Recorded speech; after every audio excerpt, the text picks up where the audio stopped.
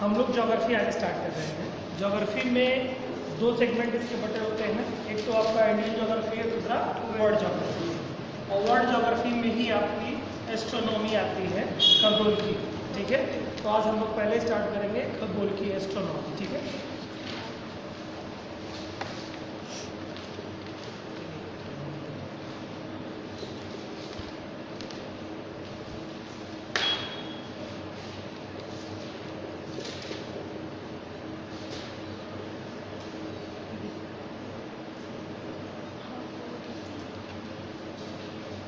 ठीक है। एस्ट्रोनॉमी में देखेंगे कि ये जो हमारा ब्रह्मांड है, इसमें आप लोग देखते हैं कि ग्रह, उपग्रह, सूर्य, तारे, ये बेसिक चीज़ें हैं जो सभी जानते हैं। आज हम लोग जो एस्ट्रोनॉमी में स्टार्ट करेंगे वो ब्रह्मांड की उत्पत्ति कैसे हुई इसके बारे में जानेंगे, और एक्चुअल में हमारे सौरमंडल की स्थिति क्या है, आकाश गंगाएं क्या होती हैं, पदार्थ क्या होते हैं, कण क्या होते हैं, मूल कण क्या होते हैं, ये सब तमाम सारे बिंदुओं को बहुत विस्तृत रूप से चर्चा हम लोग करेंगे इस पर। बहुत अच्छा, बड़ा इंटरेस्टिंग टॉपिक। ज्योग्राफी देखिए अपने आप में बड़ा एक इंटरेस्टिंग सब्जेक्ट है, बड़ा मज़ेदार सब्जेक्ट है, बशर्ते इसका कॉन्सेप्ट आपको अगर थोड़ा समझ में आना शुरू हो जाए तो आप बहुत अच्छे से इसको इंजॉय कर सकते हैं। ज्योग्राफी, पॉलिटी भी अपने आप में ऐसे ही है, ऐसे सारे सब्जेक्ट ऑलमोस्ट हैं, लेकिन ज्योग्राफी अपने आप में बहुत यूनिक सब्जेक्ट है। इससे आपको बहुत सारी चीज़ों के बारे में पता चलेगी, संरचनाएं व्यक्ति की कैसी होती है, कहाँ की स्थिति कैसी है, कहाँ की जलवायु कैसी है, कहाँ के लोग कैसे हैं, है ना। कैसे हैं का मतलब उनकी संरचना, स्ट्रक्चर, बॉडी स्ट्रक्चर कैसे है, देख करके आप बता सकते हैं कि लगभग करीब में ये व्यक्ति इस क्षेत्र का रहने वाला होगा। उसके पहनावे से आप जान सकते हैं, उसकी स्किन को देख करके आप जान सकते हैं, उसकी हाइट को देख करके आप जान सकते हैं कि ये किस अक्षांश का, किस कंट्री का लगभग करीब में रहने वाला व्यक्ति होगा। ज्योग्राफी अपने आप में यूपीएससी के लिए एक बहुत ही बेहतरीन सब्जेक्ट के रूप में है, और एक अधिकारी को ये मालूम होना चाहिए। जैसे भी ड्यूटी लगेगी आप लोगों की, जब आप अधिकारी बन जाएंगे तो आपका जिस कैडर में आप आईएएस होंगे तो वहाँ पे आपको जाना पड़ेगा, तो वहाँ की जलवायु के बारे में आपको थोड़ी बहुत जानकारी होनी चाहिए, है ना। मान लो आपको उत्तराखंड कैडर मिला हुआ है तो वहाँ की जलवायु और उसके क्षेत्र के बारे में आपको मालूम होना चाहिए। अब हमारे नियरेस्ट है तो हमें मालूम है कि हमारी जलवायु कैसी है। जम्मू एंड कश्मीर कैडर मिल गया, मान लो आपको पंजाब कैडर मिल गया, है ना, दक्षिण भारत का कोई कैडर, कोई स्टेट का कैडर मिल गया आपको, तो जब आप अधिकारी बनेंगे तो आपको कैडर मिलेगा, तो उस क्षेत्र की, उसकी जलवायु, उसकी भौगोलिक स्थिति, वहाँ की जो है क्या संरचना है, वहाँ का भूगोल क्या है, मतलब मान लो छत्तीसगढ़ में आपको मिला, ठीक है, तो छत्तीसगढ़ की जलवायु कैसी है, या जलवायु तो आप छोड़ ही दीजिए, उसके साथ साथ वहाँ की संरचना कैसी है, मतलब वहाँ पे कैसे हैं, वन है या पर्वतीय क्षेत्र है या मैदानी क्षेत्र है, किस तरह की संरचना है वहाँ की, तो एक अधिकारी को मालूम होना चाहिए कि वो संरचना किस रूप में है। तो ज्योग्राफी आपको सब बता देगा, अक्षांशों के बारे में, देशांतरों के बारे में, है ना, ये सब एग्जैक्टली। जैसे अभी क्या होता है कि आपने देखा होगा टीवी पे मूवीज़ में दिखाता है, सेटेलाइट जो इसमें जो टेक्नोलॉजी बेस्ड मूवीज दिखाता है, उसमें दिखाता है एग्जैक्टली कोई गाड़ी कहाँ चल रही होती है, उसकी प्राइम लोकेशन आपको तुरंत पता चल जाती है कि ये लोकेशन जीपीएस लगा होता है, और जीपीएस को रीड कर लेता है जीपीएस कि ये इसकी लोकेशन यहाँ पर है। वो कैसे रीड करता होगा जीपीएस में? उसके लिए तो कुछ एक आधार होगा, कोई पैमाना, कोई स्केल होगा ना, जिस आधार पे वो रीड करता है। तो ये जो संरचनाएं हैं ये सब ज्योग्राफी के ही बिंदु में आके आएंगे कि किस जगह पे अभी क्या हो रहा है। कि जैसे कुछ लोगों की अटेंडेंस, जैसे अभी सुनने में आप लोगों ने अगर न्यूज़ पेपर पढ़ते होंगे तो उसमें देखा होगा आप लोगों ने कि अभी हाल ही में बेसिक में ऐसी व्यवस्थाएं दे रहे हैं कि आपका अक्षांश और देशांतर के आधार पर अटेंडेंस लगेगी। अब शिक्षकों की अनुपस्थिति नहीं हो पाएगी, मतलब मीन्स अब शिक्षकों को विद्यालय जाना पड़ेगा, और प्रधानाध्यापक को एक ऐसा लैपटॉप, टैबलेट मिलेगा, और टैबलेट के माध्यम से उनकी उपस्थिति वहाँ दर्ज कराई जाएगी, और वो उपस्थिति वो अपने घर पे रह करके ऑन करके नहीं कर सकते जब तक उस विद्यालय की जो अक्षांश और उसका देशांतर जब तक वहाँ नहीं मिलेगा तब तक वो प्रोसेस नहीं करेगा, प्रक्रिया नहीं करेगा। यानी कि अगर उपस्थिति दर्ज करनी है, करानी है, तो उस अक्षांश और देशांतर पे वहाँ जाना पड़ेगा, ठीक है। लैटिट्यूड, लॉन्गिट्यूड का वहाँ पर आपको मतलब एक देना पड़ेगा, उसी क्षेत्र में आपका विद्यालय जहाँ पर होगा उसमें जब आपके टैबलेट में सेट करके मिलेगा वो टैबलेट वहीं पे वर्क करेगा। तो वो सब अच्छा देशांतर आपको जानने को मिलेगा। ज्योग्राफी अपने आप में बड़ा इंटरेस्टिंग है। थोड़ा सा हम लोग इसमें अभी एस्ट्रोनॉमी कुछ लोग बहुत सारे लोग जान रहे होंगे, इसमें बहुत सारे सिद्धांत पहले आए, एक तारक परिकल्पना, द्वितारक परिकल्पना, फिर उसके बाद महाविस्फोट सिद्धांत, स्फीति का सिद्धांत, बहुत सारे हैं। लेकिन हम लोग केवल अपने काम की चीज़ें जो हमारे एग्जाम के पॉइंट ऑफ व्यू से काफ़ी महत्वपूर्ण है, हम उनके बारे में देखेंगे। और आज हम लोग सबसे पहले स्टार्ट करेंगे बिग बैंग थ्योरी के बारे में, महाविस्फोट सिद्धांत, जिससे एक्चुअल में जो माना गया कि पृथ्वी की उत्पत्ति किस कारण से हुई है। ठीक है, तो जो लोग जान रहे हैं और जो नहीं जान रहे हैं उन दोनों को लेकर के चलते हैं। पहले थोड़े से पॉइंट्स पे नोट करते हैं, फिर इसका हम विवरणात्मक आपको डिटेल बता देते हैं कैसे। पहले लिखते हैं एस्ट्रोनॉमी में कुछ एक तत्व। ठीक है, इसमें हम लोग पहले पढ़ेंगे ब्रह्मांड की उत्पत्ति एवं स्वरूप।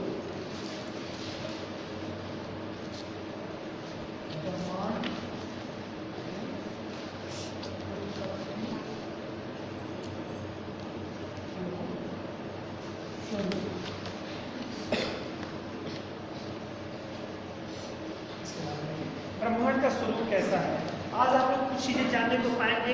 एक्चुअल में जो दिखता है हमें, जैसे हम लोगों ने सुन रखा है कि इस समय वर्तमान समय में हमारे पास 8 ग्रह हैं।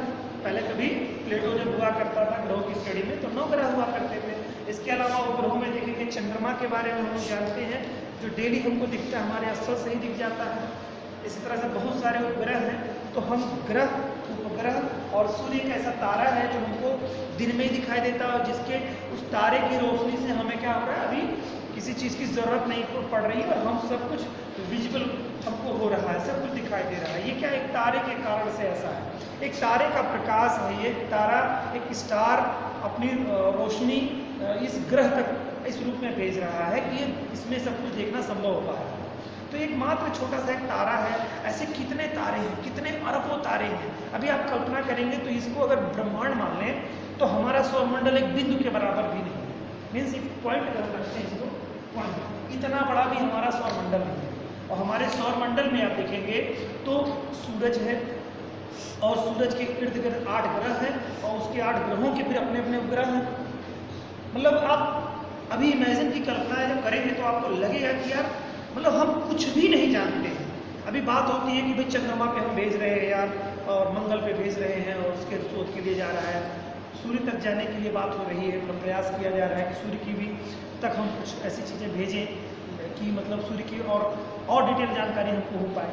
तो आप देखेंगे कि मतलब लगेगा कि हमें कुछ भी नहीं पता। हम जिसे कहते हैं हम चाँद पर पहुँच गए, मंगल पे हमारे यार पहुँच रहे हैं, मंगल के बारे में हमको जानकारी हो रही है, चंद्रमा के बारे में जानकारी हो रही है। लेकिन ये एक तरह से कहिए हमारी आकाशगंगा जो मिल्की वे है उसका एक बहुत छोटा सा हिस्सा है, यानी सौरमंडल हमारा बहुत छोटा सा एक पार्ट है।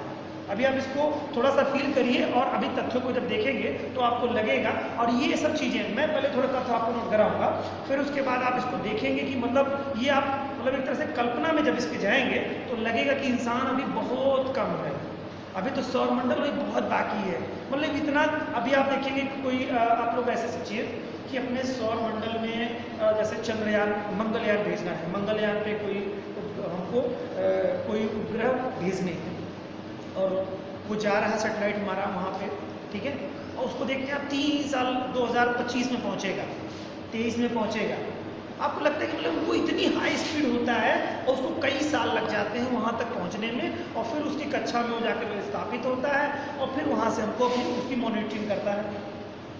मैं कह रहा हूँ कि अपने सौरमंडल में जो हमारे ग्रह हैं, तो अक्सर हम लोग क्या करते हैं, चंद्रमा के बारे में सुनते हैं, मंगल के बारे में सुनते हैं कि यहाँ पर यान भेजे गए किसी कंट्री के द्वारा, चाहे भारत हो, चाहे नासा हो, जैसे भारत का इसरो हो, नासा हो, ऐसे बहुत सारे कंट्रीज़ में आप हैं जो अपने उपग्रह मतलब अपने जो है अंतरिक्षयान जो है भेजते हैं, वहाँ पर सेटेलाइट्स अपने भेजते हैं, फिर उसके बारे में पता लगा है। लेकिन वहाँ पर केवल अपने सौरमंडल के ग्रहों तक पहुँचने में कई वर्ष लग जाते हैं, और इससे आगे अगर आपको जाना हो आप इमेजिन नहीं कर सकते। मैंने कहा कि पूरा ये कमरा जो है आप देख रहे हैं, ये आपका मतलब एक ब्रह्मांड है, और इस ब्रह्मांड का एक बहुत माइनर जो बिंदु है शायद इससे भी छोटा होगा। ये तो मैं बहुत आपको समझने लिए बता रहा हूँ कि इससे भी छोटा बिंदु जो है ये हमारा सौरमंडल है, और हमारे सौरमंडल में सारे ग्रह और उपग्रह और तारे हैं, और हमारा जो सौरमंडल है, हमारी जो आकाशगंगा मिल्की वे है, इसका एक मतलब एक आकाशगंगा में अरबों तारे, खरबों तारे होते हैं। मतलब आप इमेजिन करो कि मैं थोड़ा सा आपको इस नाते कह रहा हूँ कि आप कल्पना को अपने मेंटेन रखिए। अभी इसके तथ्यों को आप जब जानते जाएंगे तो आपको लगेगा कि ये बहुत बड़ा है, मतलब इमेजिन से भी बड़ा इमेजिन है। कल्पना नहीं की जा सकती कि कितना बड़ा है, और कल्पना करते हैं तभी तो जान पाते हैं। मतलब मीन्स हमारा जो ब्रह्मांड है वो बहुत बड़ा है। ठीक है, उसके बारे में देखते हैं थोड़ा खगोलकी के बारे में, एस्ट्रोनॉमी।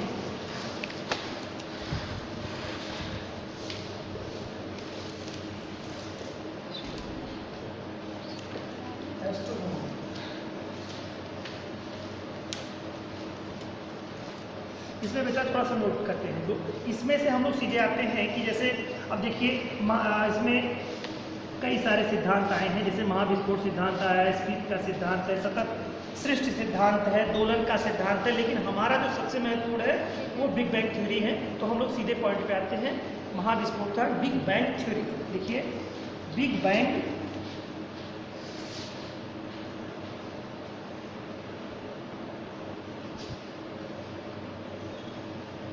सिद्धांत।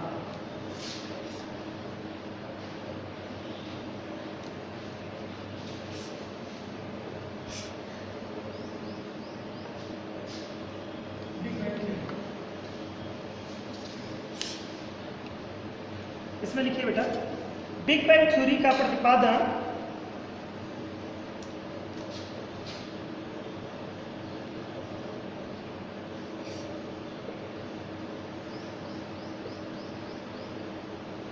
बिग बैंग थ्योरी का बिग बैंग थ्योरी का प्रतिपादन जॉर्ज लेमेत्रे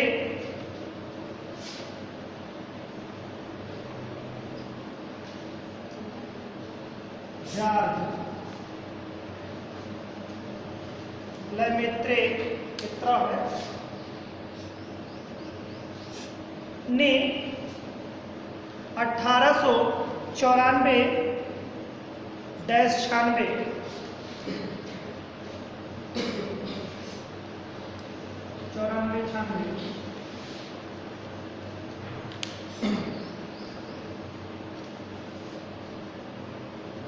में ब्रह्मांड का आकाशगंगा तथा सौरमंडल की उत्पत्ति के लिए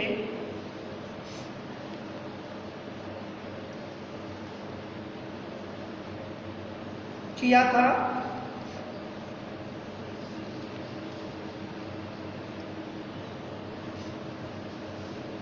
बाद में रॉबर्ट वेगनर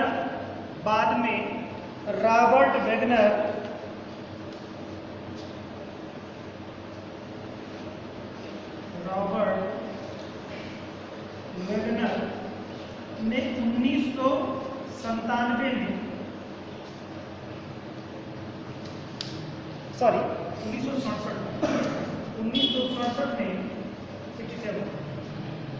1967 में बिग बैंग सिद्धांत की व्याख्या प्रस्तुत की। बिग बैंग सिद्धांत की व्याख्या प्रस्तुत की।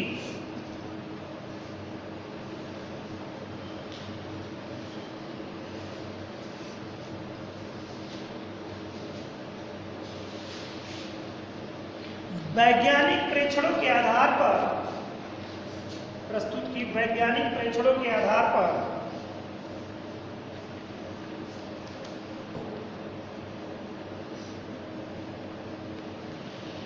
ब्रह्मांड की उत्पत्ति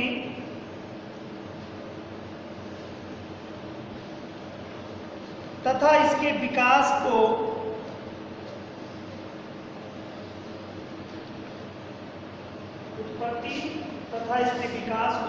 निम्नलिखित रूप से या निम्न प्रकार से विवेचित किया जा सकता है। निम्न प्रकार से विवेचना की जा सकती है, व्याख्या की जा सकती है। कुछ भी लिखे।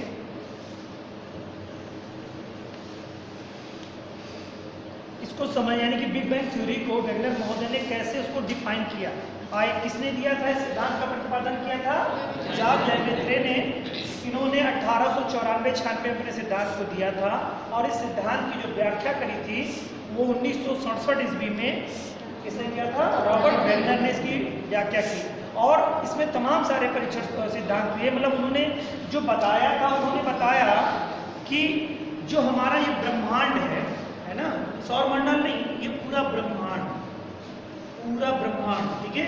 जैसे रात में हम देखते हैं तो हमें क्या दिखाई देते हैं, आकाश में बहुत सारे तारे दिखाई देते हैं, और जो ये असंख्य अरबों तारे दिखाई देते हैं, खरबों तारे दिखाई देते हैं, ये एक तारे का, जैसे सूर्य जो है एक तारा है और इसका पूरा सौरमंडल है, ठीक है। ऐसे ही जो आसमान में हमें तारे दिखाई देते हैं, इसमें से अरबों तारों में से पता नहीं कितने तारों का अपना सौरमंडल होगा, ठीक है। तो वैज्ञानिक अध्ययनों के आधार पर आगे चल करके ये जो महाविस्फोट सिद्धांत दिया गया है, इसकी व्याख्या की गई और उसको बाद में जस्टिफाई किया गया। कहा क्या गया कि टोटल ये जो पूरा ब्रह्मांड है, किसी समय एक बिंदु पर संघनन के कारण से, दबाव के कारण से एक बिंदु पर था। अब बिंदु का मतलब आप समझे, पूरा ब्रह्मांड कलेक्ट हो रहा था, एक बिंदु पर आया और उस पर इतना ज़्यादा इतना प्रेशर और दबाव पड़ा कि दबाव पड़ने के कारण से उसमें ब्लास्ट हुआ, और ब्लास्ट होने के कारण से संपूर्ण जो पदार्थ थे वो पूरे ब्रह्मांड में, यानी कि पूरी जो खाली ब्रह्मांड था उसमें पूरे फैल गए, और वो आज भी एक दूसरे से दूर होते जा रहे हैं। ये हमारा सौरमंडल नहीं है, पूरा ब्रह्मांड की मैं बात कर रहा हूँ। ये बिग बैंग थ्योरी यही कहती है, और इसमें से फिर हम एक एक को उठाएंगे, एक एक आकाशगंगा को उठाएंगे, एक आकाशगंगा में एक एक अरब तारे होंगे, एक आकाशगंगा में एक एक अरब तारे होंगे, और उन एक एक अरब तारों में से कई सारे तारों के मतलब अपने सौरमंडल होंगे। तो फिर हम कल्पना में जाएंगे कि कैसे होता है। तो पूरा टोटल ये जो ब्रह्मांड है, पूरे जो सृष्टि है, ये सृष्टि कभी एक बिंदु पर केंद्रित हो रही थी, और इतना ज़्यादा दबाव प्रेशर पड़ता गया कि वो तब आग के गोले के रूप में कन्वर्ट होकर के ब्लास्ट होता है, और ब्लास्ट होने के बाद से किसी चीज़ को बहुत ज़्यादा दबाव दो, क्या हो जाता है, ब्लास्ट कर जाता है ना। तो ब्रह्मांड के संदर्भ में भी यही बात बताई गई बिग बैंग थ्योरी में कि सब एक जगह पर केंद्रित हो रहा था, ब्लास्ट हुआ, ब्लास्ट होने के कारण से सारे पदार्थ पूरे खाली स्थानों पे फैल गए, ब्रह्मांड में फैल गए, और वो एक कण दूसरे कण से, यानी कि एक पदार्थ दूसरे पदार्थ से आज भी दूर जा रहा है, यानी कि हर एक ग्रह, उपग्रह, तारे, सबका विस्तार हो रहा है, कुछ संकुचित नहीं हो रहा है, सब, यानी कि अगर पृथ्वी से चंद्रमा की दूरी और भी बढ़ रही है, ग्रहों में से एक ग्रह की दूसरे ग्रह से दूरी भी बढ़ रही है, क्योंकि सब फैल रहे हैं, सब धीरे धीरे फैल रहे हैं। तो ये विकास हो रहा है, ये एक तरह से कोई भी नज़दीक नहीं आ रहा है, ये बात ध्यान रहे कि सबका विकास हो रहा है, ठीक है। विकास मीन्स डिस्टेंस का, यानी कि क्षेत्र जो आज एक कमरे तक था, फिर एक कमरे से बड़े हो रहे हैं, इसमें सारे ग्रह, सूर्य और ग्रहों को इसमें रख दीजिए, और फिर क्या है, उसका विस्तार करते चले जाइए। क्यों विस्तार हो रहा है, क्योंकि वो ब्लास्ट हुआ था, और ब्लास्ट के कारण से जो गतिशील हुआ वो गतिशील आज भी है ना। तो ये थोड़ा कॉन्सेप्ट इसका है, और कॉन्सेप्ट में हम तथ्यों को लेते हैं। चलिए अब इसकी डिटेल करते हैं कि मतलब एक्चुअल में इसकी डिफिनीशन में कैसे क्या है, बिग बैंग थ्योरी में है क्या। वह अवस्था जब संपूर्ण ब्रह्मांड, थोड़ी स्पीड के साथ लिखिएगा बेटा, वह अवस्था जब संपूर्ण ब्रह्मांड एक गर्म एवं सघन बिंदु पर, वह अवस्था जबकि संपूर्ण ब्रह्मांड एक गर्म एवं सघन बिंदु पर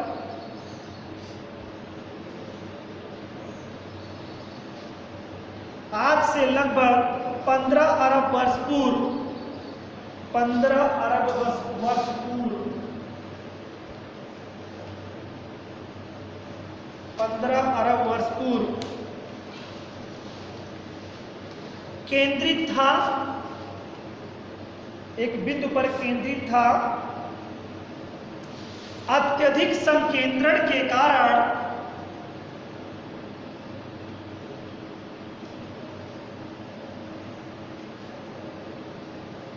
बिंदु का आकस्मिक विस्फोट हुआ,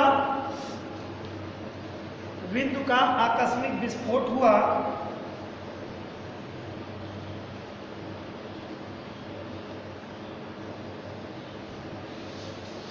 जिसे ब्रह्मांड विस्फोट, ब्रह्मांड विस्फोट इसी को इंग्लिश में कहेंगे cosmic explosion. Cosmic explosion Hindi में भी लिख लीजिएगा बच्चों। कभी कभी शब्द ज्योग्राफी में एक चीज़ तथ्य ध्यान रखिएगा कि ये जो इंग्लिश वर्ड होता है ये सीधे हिंदी में भी लिख देते हैं और उससे क्वेश्चन पूछ लेंगे, ठीक है। तो वहाँ पर आपको ये ना लिख करके महाविस्फोट ना लिखिए, कॉस्मिक एक्सप्लोजन कह के दे देंगे हिंदी में, तो हो सकता है ऐसे तथ्य, इसमें ध्यान रखिएगा। कॉस्मिक एक्सप्लोजन या big bang. Big bang spelling यही होगी, bang, BNG, bang, big bang की संज्ञा प्रदान की गई।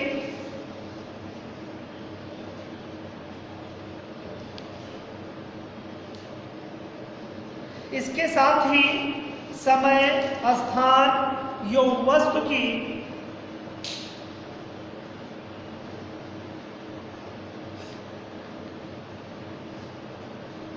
इसके साथ ही समय, स्थान एवं वस्तु की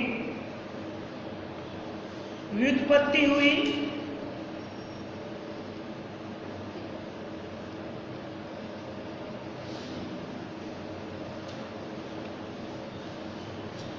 विस्फोट के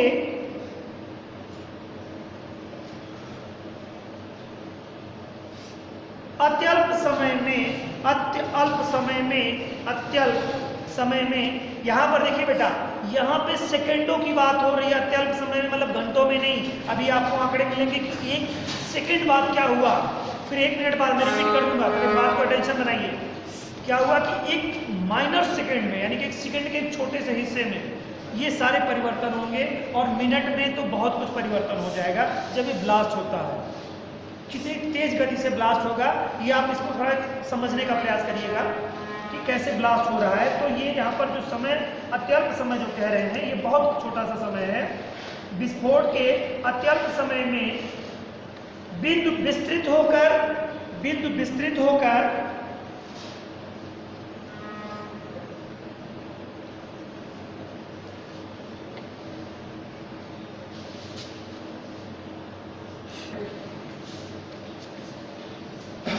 तो क्या हुआ था, इसके साथ ही समय, स्थान एवं वस्तु की व्युत्पत्ति हुई। ऑन कर दिया।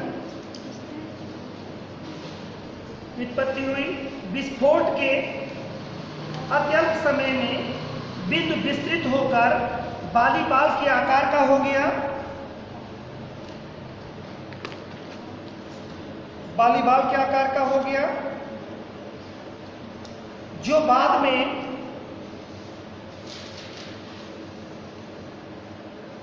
एक आग के गोले के सदृश हो गया। जो बाद में एक आग के गोले के सदृश हो गया।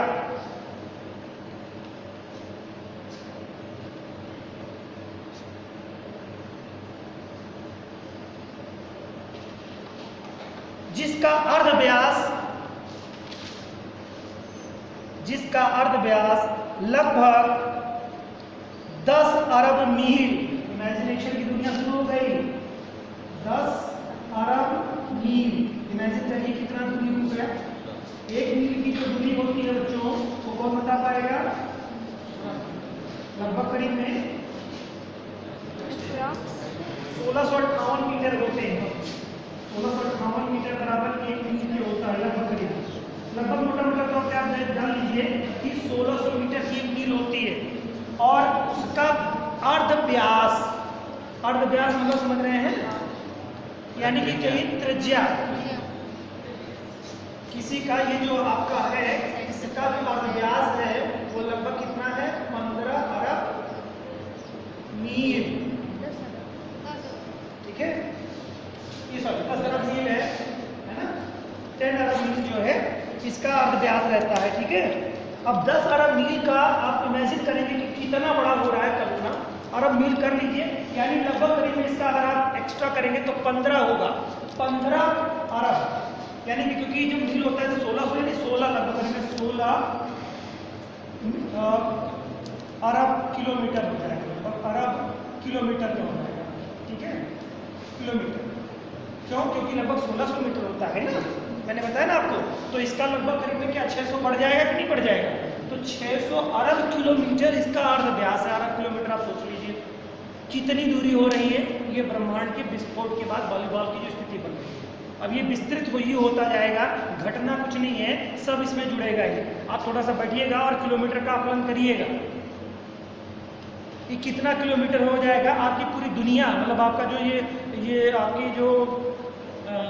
जो विश्व है, जो पृथ्वी का विश्व है, इसमें जो स्टैब्लिश है, आप देखेंगे कि 5 से मार, जैसे आप देखते हैं कि जो डेवलप्ड कंट्री है, जैसे अमेरिका हो गया, चीन हो गया, ये क्या कहते हैं, बैलिस्टिक मिसाइलों का परीक्षण करते हैं। क्या कहते हैं, 10,000 किलोमीटर मारक क्षमता वाली मिसाइल इन्होंने डाली। यानी कि कॉन्टिनेंटल मिसाइलों के बारे में देखेंगे कि एक यानी अमेरिका महाद्वीप से छोड़ा गया, एशिया महाद्वीप पे गिर गया, मतलब इतनी दूरी तक का वो मिसाइल परीक्षण करते, मतलब जो है प्रक्षेपण करते हैं।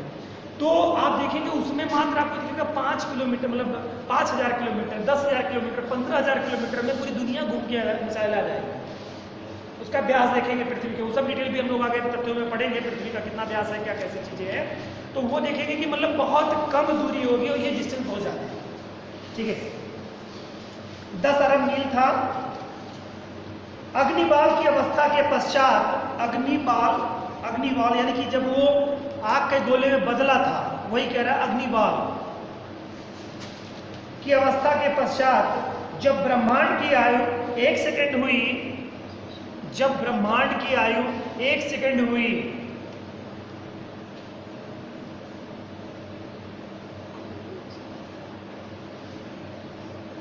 सोचिए उसकी उम्र 1 सेकंड हो रही है, और आप लोग 1 सेकंड को कितने रूप में लेते हैं, कितनी गंभीरता से लेते हैं। 1 सेकंड होने में कितना समय लग रहा है, और एक सेकंड का भी अल्पतम समय में से क्या विस्फोट, यानी कि वॉलीबॉल जब बना और उसके बाद लगभग 1 सेकंड के बाद की स्थिति क्या होती है।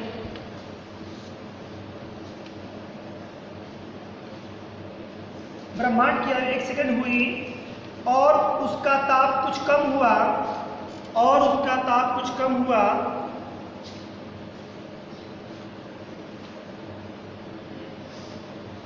तो मूल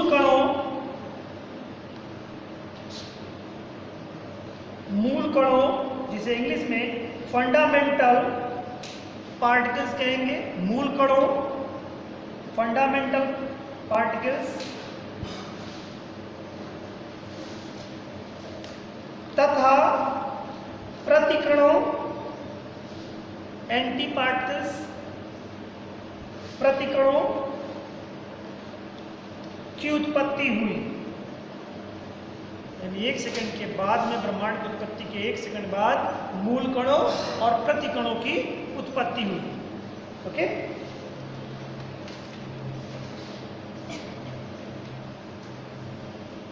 जो आगे चलकर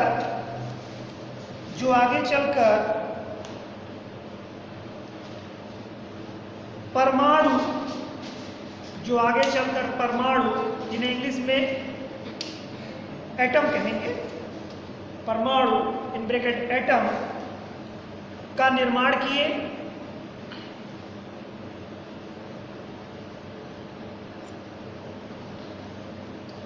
विस्फोट के 1 मिनट बाद ब्रह्मांड और भी विस्तृत हो गया। विस्फोट के 1 मिनट बाद ब्रह्मांड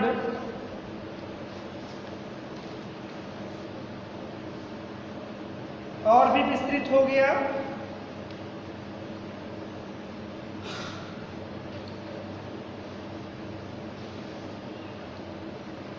या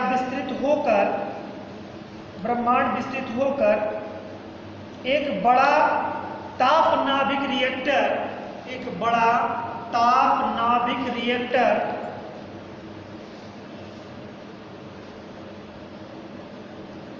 बन गया या हो गया। यानी कि बहुत गर्म हो गया, एकदम रिएक्टर की भांति जो होती है, इतनी ज्यादा ऊष्मा उसमें निकलने लगी कि एक रिएक्टर की भांति हो गया हमारा ब्रह्मांड। ठीक है, हो गया। परिणाम स्वरूप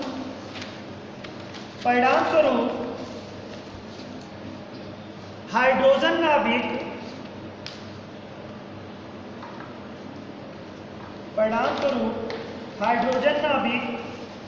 से इस अवस्था में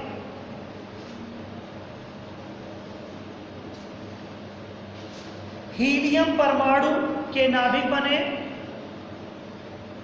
हीलियम परमाणु के नाभिक बने,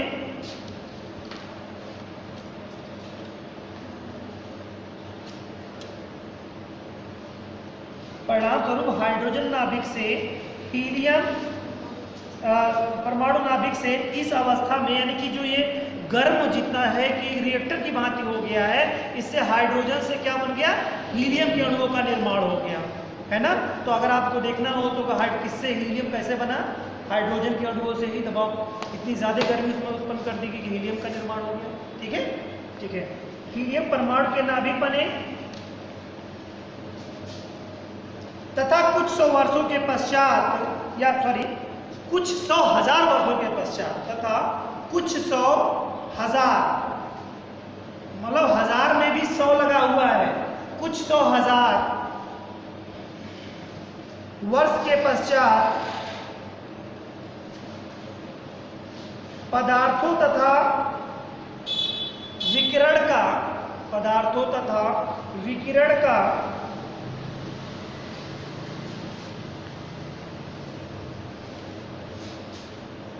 चमकीला सम्मिश्रण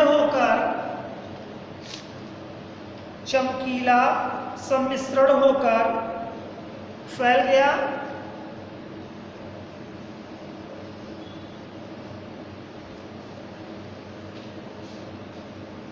यों कुछ अरब वर्ष पश्चात,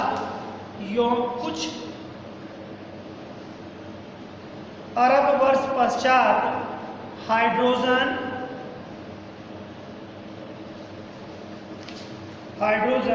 यों हीलियम के बादल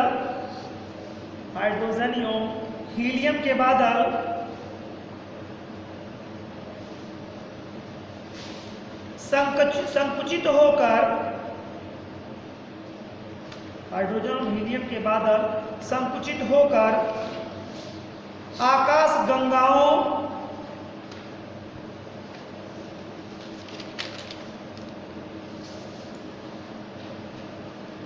यों तारों का निर्माण करने लगे।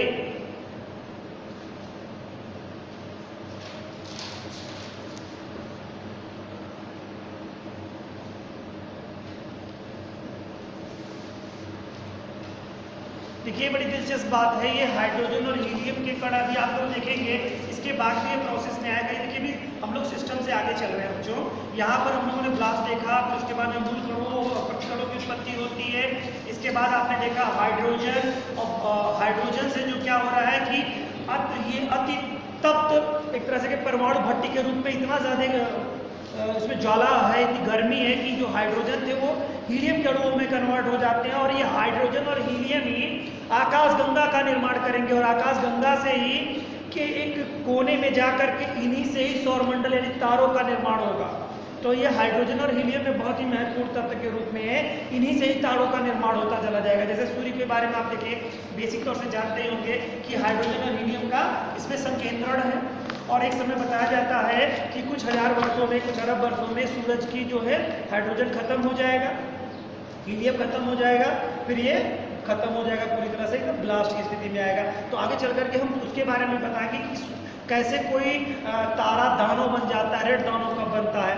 तो उसमें आपको यही कॉन्सेप्ट देखना होगा कि जब किसी तारे से हाइड्रोजन की समाप्ति हो जाएगी तो फिर उसका हीलियम उसको ऊष्मा देता रहेगा जब तक रहेगा, फिर हाइड्रोजन के हीलियम भी जब समाप्त हो जाएगा तो वह संकुचित होकर के, अगर उसका द्रव्यमान आप देखेंगे कि उसमें आपको और कॉन्सेप्ट आगे देखना पड़ेगा, तो उसमें आप देखेंगे कि उसका ब्लास्ट होगा, संकेंद्रण होगा, तो न्यूट्रॉन तारे का निर्माण होगा। न्यूट्रॉन तारे से पल्सर के बारे में आप सुनेंगे, जो पल्सर जो दिखाई देता है आपको चमकीला तारा, तो उसका जो द्रव्यमान है अगर कितना बड़ा होगा तो वो ब्लैक होल का निर्माण करेगा, कितना बड़ा होगा तो न्यूट्रॉन तारे का निर्माण कैसे होगा। ये सारे कॉन्सेप्ट आपको आगे मिलेंगे।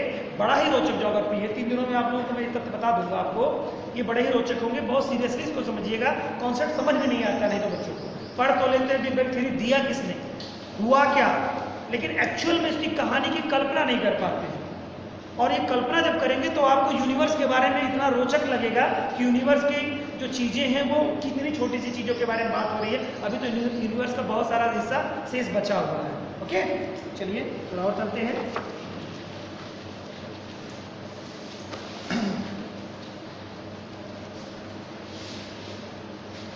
कुछ अरब वर्ष पश्चात हाइड्रोजन एवं हीलियम के बादल संकुचित होकर आकाश गंगाओं एवं तारों का निर्माण करने लगे।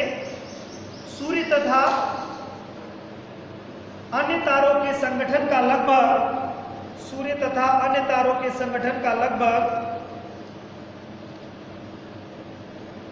98% हिस्सा किसका?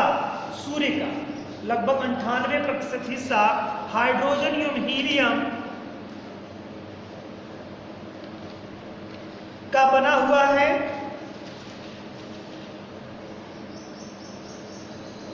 तारों का केंद्रीय भाग पदार्थ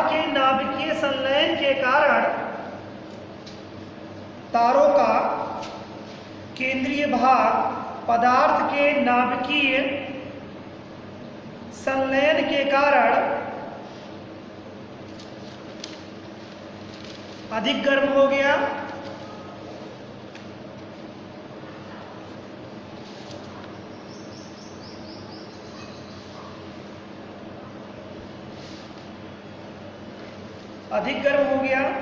तारों से चमक निकलने लगी तथा तारों के केंद्र में भारी पदार्थों का गठन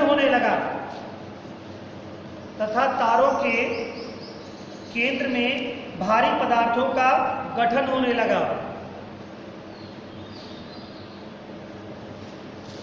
अब इन्हीं तारों में से बेटा जिन तारों का द्रव्यमान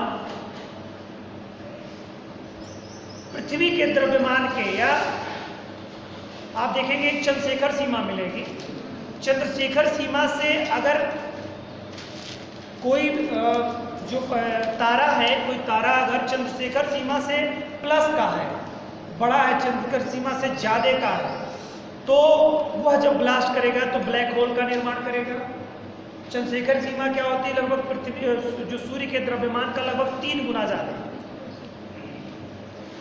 हिस्सा पड़ेगा, और उससे जो छोटा होगा तो उससे और तारों का निर्माण होगा। तो ये बहुत ही बेसिक चीज़ है, बहुत मज़ेदार चीज़ है। तो आगे चल के कल हम लोग चंद्रशेखर सीमा वगैरह के बारे में पढ़ेंगे और कैसे क्या ब्लास्ट होता है, यहाँ तक देखेंगे। ठीक है, आज फिर इतना ही रखते हैं।